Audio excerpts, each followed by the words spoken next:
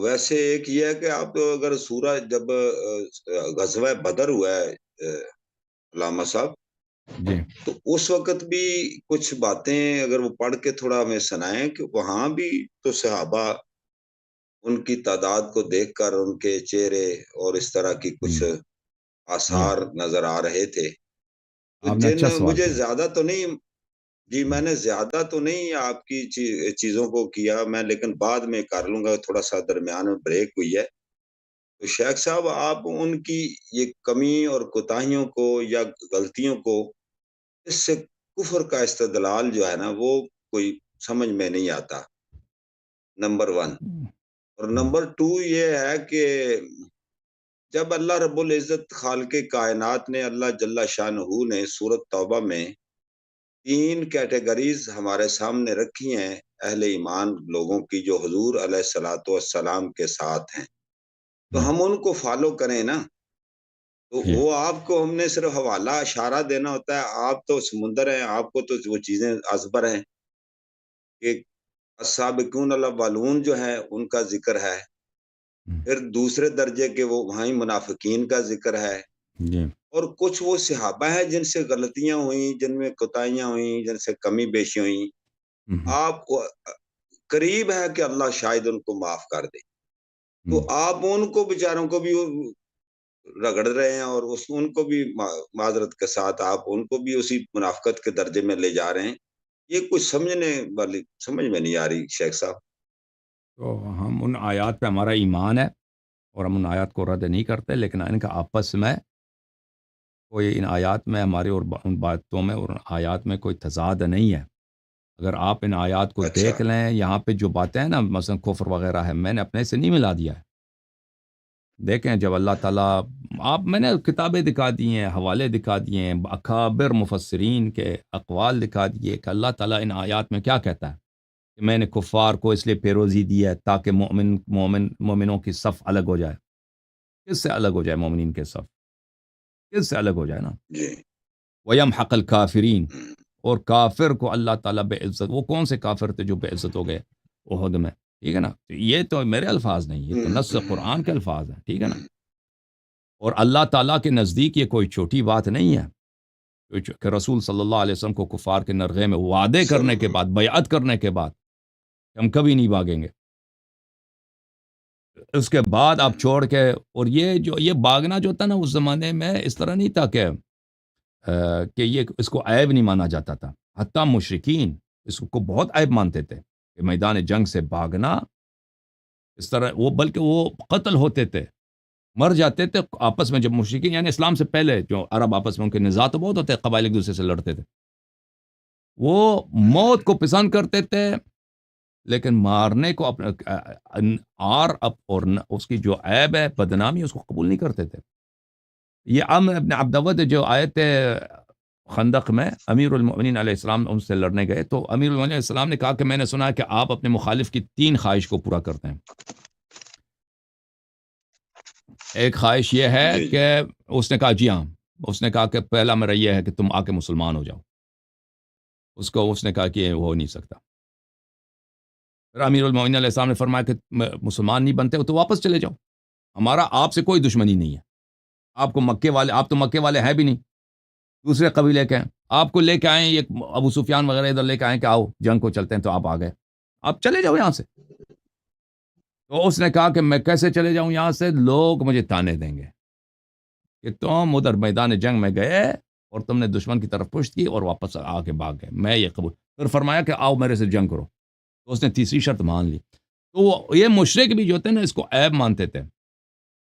تو یہ کوئی چھوٹی بات نہیں ہے. اللہ تعالیٰ نے ایک امتحان رکھا ہے مومن کا. دیکھیں مومن کا اور منافق کا، کہ جو اللہ کے وعدے پہ جس کو یقین ہے کہ اگر میں قتل ہو جاؤں تو میں جنت جاؤں گا. یہ شخص جو آیا ہے نا معجزے دکھا کر نبوت کا ادعا کر رہا ہے، یہ واقعاً اللہ کا نبی ہے. واقعاً ہم پہ واجب ہے کہ اس سے محبت کریں، اس پہ اپنی جان فدا کریں. ٹھیک ہے نا. مومن کی تو یہ شان ہے. اگر کوئی اس کا یہ عقیدہ نہیں ہے، ٹھیک ہے نا، وہی بھاگ جائے گا جنگ سے نا. وہ نبی اللہ کے وعدوں پہ اس کا ایمان نہیں ہے، اللہ ایک ہے، روز قیامت حق ہے، جنت ہے، اس پہ ایمان نہیں ہے. نبی صلی اللہ علیہ وسلم مر جائے مرنے دو، کوئی نہیں، اب میں بچ جاؤں. ٹھیک ہے نا، کیونکہ وہ نبی صلی اللہ علیہ وسلم کو نبی مانتا ہی نہیں. تو ان باتوں کو اللہ تعالیٰ نے قرآن مجید میں بار بار دہرایا ہے، اور ان لوگوں کے متعلق ہے جو جنگ احد میں بھاگے تھے. ٹھیک ہے نا، یہ چھوٹی موٹی غلطیاں تو نہیں ہے کہ بھائی چھوٹی موٹی غلطیاں اللہ معاف کر دیتا ہے. اللہ ہی نے بیان کیا ہے. میں آیات میں آپ کو سنا رہا ہوں کہ اللہ نے یہ کفار کو جو پیروزی دی ہے جنگ احد میں اسی لیے دیا کہ مسلمان پہچان لے، تاریخ والے پہچان لے کہ رسول صلی اللہ علیہ وسلم کے ساتھ جو لوگ تھے ان میں سے مومن کون تھے اور غیر مومن کون تھے. یہ تو قرآن خود کہہ رہا واضح طور پر. جی سر طارق بھائی. وہ بدر کے موقع پر جو وہ آیات پڑھے ان کا تھوڑا تشریح کرے نا، وہاں بھی کچھ معاملہ کیسا تھا وہ جب وہ آگے جی 1000 کا لشکر تھا ہاں، اور میں دکھا دیتا ہوں. آپ آن لائن سن لیں، ٹھیک ہے نا. آپ آن لائن میں کتابیں لیتا ہوں، 1 منٹ میں آپ کو دکھا دیتا ہوں. دیکھیں قرآن مجید میں سورہ مبارکہ نساء ہے. یہ آیہ ملاحظہ فرمائیے. آیہ یہ ہے، آیہ نمبر ہے، اس میں آپ کو سوال کا جواب بھی ہے. السابقون الاولون، آیہ نمبر 77. اعوذ باللہ من الشیطان الرجیم الم تر الی الذین قیل لهم کفوا ایدیکم واقیموا الصلاة وآتوا الزکاة. کیا تم نے ان لوگوں کو دیکھا اے حبیب صلی اللہ علیہ وآلہ وسلم، ان سے کہا گیا کہ تم لوگوں سے جنگ نہ کرو، جہاد نہ کرو. آپ چلے گئے ہیں؟ آپ ہیں؟ جی ہاں. تو حضر ان سے کہا گیا کہ لوگوں سے جہاد نہ کرو، لیکن کیا کرو؟ نماز پڑھو، روزے رکھو. یعنی یہ کس کی بات ہو رہی ہے؟ مکے کی بات ہو رہی ہے کہ صحابہ آتے تھے رسول پاک صلی اللہ علیہ وسلم کے پاس مکے میں اور کہتے تھے کہ یا رسول اللہ ہمیں اجازت دے دو کہ ہم جنگ کریں، ہم جنگ کریں، کیونکہ یہاں پہ کفار میں بڑے ستاتے ہیں. تو رسول اللہ صلی اللہ علیہ وسلم فرماتے تھے کہ کفوا ایدیکم، اپنے ہاتھ روکو، کسی سے جنگ کی اجازت نہیں ہے، نمازیں پڑھو، زکوٰۃ دیا کرو. فلما کتب علیہم القتال، جب یہ مدینے آئے اور ان پہ جنگ واجب ہو گئی، یعنی غزوہ بدر، اذا فریق منہم، انہی مہاجرین میں سے، بدری مہاجرین جو مکے سے آئے تھے، سابقون الاولون، یخشون الناس کخشیۃ اللہ. اب میں نام بھی دکھاؤں گا کہ وہ کون تھے. وہ کفار سے ایسے ڈرتے ہیں، مشرکین سے ایسے ڈرتے ہیں کہ جیسے کوئی اللہ سے ڈرتا ہے، اسی طرح. او اشد خشیہ، بلکہ اللہ سے بھی زیادہ کفار سے ڈرتے ہیں، اللہ سے بھی زیادہ کفار سے. یہی وہ لوگ تھے جو مکے میں شیر بنتے تھے، کہتے تھے کہ جہاد کا اب اجازت کیوں نہیں دے رہے، ہم جہاد کریں. اچھا، وقالوا، اور انہوں نے اللہ پہ اعتراض کیا، ربنا لما كتبت علینا القتال، اے اللہ تو نے ہم پہ جہاد واجب ہی کیوں کیا؟ یہ کون سی بات ہے جہاد؟ کیوں جہاد؟ اب وہ اپنی باتیں مکے میں بھول گئے، یہ شعر بنتے تھے نا. اچھا، یہ کون تھے؟ میں ان کا نام بھی دکھاؤں گا آپ کو. لولا اخرتنا الى اجل قریب، ہم تو طبیعی موت مرنا چاہتے ہیں، ہم جنگ میں نہیں مرنا چاہتے. ہم اپنے بستر پہ لمبی عمر ہو جائے ہماری، 90 سال کو پہنچے، پھر ہم اپنے نواسوں کو دیکھیں، ہم اپنے ہماری لمبی عمر ہو، زندگی کاروبار ہے، عورتیں، ہم کہاں جائیں؟ ہم نہیں مرنا چاہتے. اجل قریب سے مراد کیا ہے؟ موت ہے، طبیعی موت.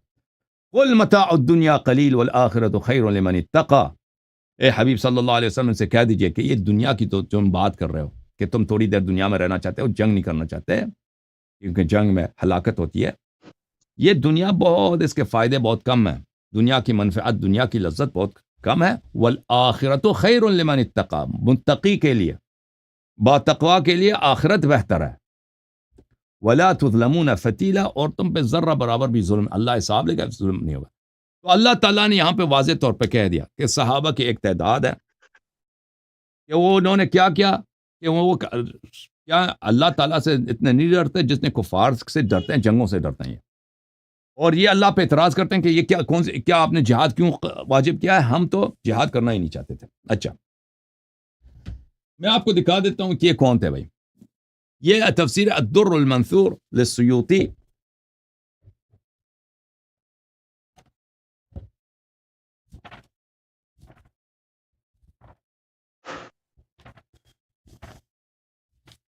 بعض لوگ کہتے ہیں نا کہ مکے میں منافق نہیں تھے، تو یہ پتہ چلتا کہ مکے میں منافق تھے یا نہیں. یہ الدر المنثور تفسیر بالمأثور للسیوطی، الجزء الثانی، چاپ دار الفکر، کتاب چھپی ہے سنہ 2009 دار الفکر بیروت میں، صفحہ نمبر ہے 593 آیا ملاحظہ فرمائیے.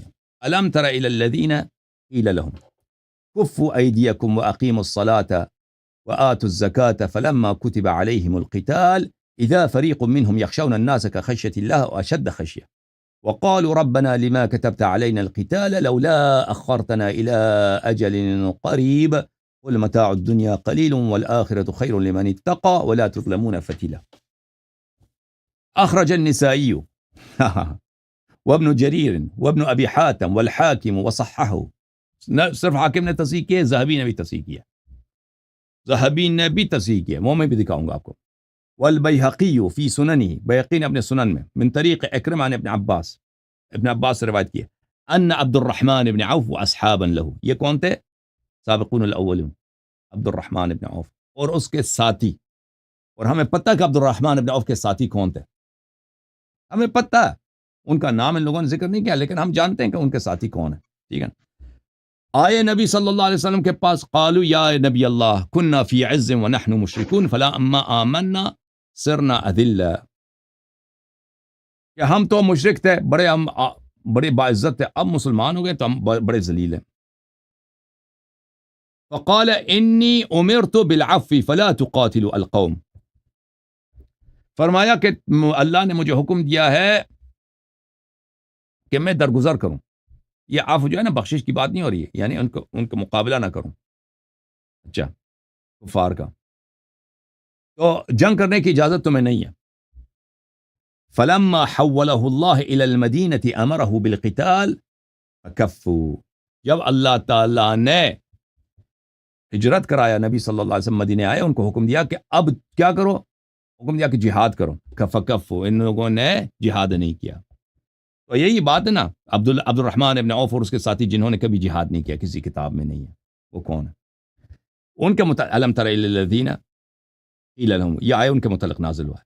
واخرج عبد بن حمید وابن جریر وابن المنذر عن قتادہ فی الآیہ، یہ بھی آیت اسی کی بات پر ہے. ٹھیک ہے نا. اور بھی روایات ہیں، اگر میں آپ کو دکھاؤں کہ اس حدیث کو ذہبی نے بھی تصحیح کی ہے. ایک منٹ میں آپ کو دکھا دیتا ہوں. یہ کتاب المستدرک علی الصحیحین للحاکم النیسابوری، جلد نمبر 2، چاپ دار الفکر، کتاب چھپی ہے 2009 میں. ملاحظہ فرمائیے، یہ کتاب الجہاد ہے. کتاب الجہاد میں دوسری حدیث ہے. اسی حدیث کو نقل کرنے کے بعد کہ عبد الرحمن ابن عوف اور اس کے ساتھیوں کے متعلق یہ نازل ہے. ٹھیک ہے نا. اور اللہ نے شہادت دی کہ یہ فَإِذَا فَرِيقٌ مِّنْهُمْ يَخْشَوْنَ النَّاسَ كَخَشْيَةِ اللَّهِ وَأَشَدَّ خَشْيَةً، کہ یہ منافقین، یہ لوگ وہی لوگ ہیں جو کفار سے، اللہ سے زیادہ کفار سے ڈرتے ہیں، اور اللہ پہ اعتراض کرتے ہیں کہ تو نے جہاد کیوں واجب کیا، ہم تو طبیعی موت مرنا چاہتے ہیں. یہ لوگ بھلے اس حدیث کو نقل کرنے کے بعد ھذا حدیث صحیح علی شرط البخاری، 24 حدیث نمبر ہے. ٹھیک ہے نا. حدیث نمبر 24 ذہبی نے تلخیص میں کہہ دیا علی شرط البخاری، بخاری کے شرط پہ حدیث صحیح ہے، بخاری کے شرط پہ صحیح ہے کہ عبد الرحمن ابن عوف وہی سابقون الاولون. قرآن نے شہادت دے دی. یہ وہ لوگ ہیں، کیسے لوگ ہیں کہ اللہ سے نہیں ڈرتے، کفار سے ڈرتے ہیں، اور اللہ پہ اعتراض، جہاد ہی تم نے کیوں واجب کیا، اور ہم تو طبیعی موت مرنا چاہتے ہیں. اچھا، میں طبیعی موت کے متعلق آپ کی خدمت میں عرض کروں. یہ جامع البیان عن تعویل آیات القرآن المجلد الرابع، بل المجلد الرابع میں جزء 5، چاپ دار الفکر، بیروت لبنان میں چھپی ہے. اچھا، یہاں پہ صفحہ نمبر 211 میں یہی آیا ہے. پھر لما کتبت علینا القتال، ابن جریر اس آیہ کے شرح میں، تفسیر میں فرماتے ہیں کہ وہ نبی صلی اللہ علیہ وسلم پہ اس طرح اعتراض کرتے ہیں، بلکہ اللہ پہ اعتراض کرتے تھے. لما فرضت علینا القتال، اے اللہ تو نے ہم پہ جہاد کیوں واجب کیا؟ یہ بہت ہی غلط بات ہے. رکونا منہم الی الدنیا، کیونکہ ان کو دنیا سے محبت تھی. وایثارا للدعوۃ فیہا والخفض، کیونکہ یہ دنیا کی محبت ان کے دل میں تھی، دنیا کی جو آسائشیں ہیں، دنیا کی جو راحتیں ہیں، اس کو پسند کرتے تھے. علی مکروہ لقاء العدو، دشمن کے سامنے جو انسان کو زخم لگ سکتا ہے، مر سکتا ہے، اس میں تکاوٹ ہے، اس میں پریشانی ہے، سب کچھ ہے، اس یہ ان کو پسند تھی. اچھا، ومشقت حربہم وقتالہم، اور قتال اور جنگ میں جو مشقت ہے. یہ کہتے تھے لولا اخرتنا، اللہ ان سے خبر دے رہا ہے، قالوا حلا اخرتنا الى اجل قریب، یعنی ان يموتوا على فراشهم وفي منازلهم، یہ کہتے تھے جہاد کیوں پہ واجب؟ ہم تو چاہتے ہیں کہ ہماری لمبی عمر ہو، ہم اپنے گھروں میں اپنے نواسوں کو دیکھ کر اس کے بعد لمبی عمر کے بعد مر جائیں، ٹھیک ہے نا؟ تو یہ عبد الرحمن ابن عوف اور اس کے ساتھیوں کے متعلق ہے، بشرط البخاری، ایک حدیث نہیں کئی احادیث ہیں۔ اور یہ میرے محترم ناظرین، عبد الرحمن ابن عوف کے ساتھی کون ہیں؟ تاریخ کو دیکھ لیجئے، وہ کون ہیں ان کے ساتھی؟ مکے والے، مکے سے اس کے ساتھی کون ہیں؟ اللہ آپ کو جزائے خیر دے طارق بھائی، اللہ آپ کو سعادت دے۔